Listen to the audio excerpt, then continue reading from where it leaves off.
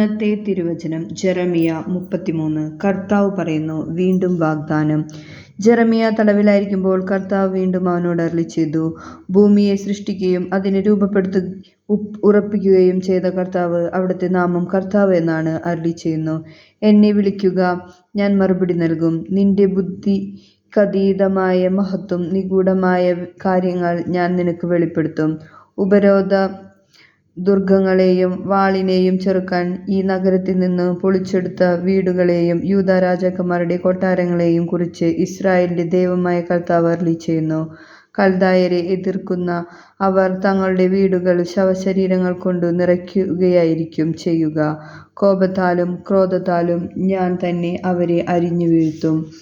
എന്തെന്നാൽ അവരുടെ അകൃത്യങ്ങൾ നിമിത്തം ഞാൻ ഈ നഗരത്തിൽ നിന്നും മുഖം മറച്ചിരിക്കുന്നു.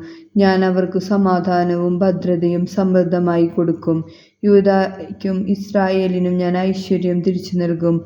പൂർവ്വസ്ഥിതിയിൽ അവരെ ഞാൻ പണിതുയർത്തും. എനിക്കെതിരായി ചെയ്ത എല്ലാ പാപങ്ങളിൽ നിന്നും ഞാൻ അവരെ ശുദ്ധീകരിക്കും.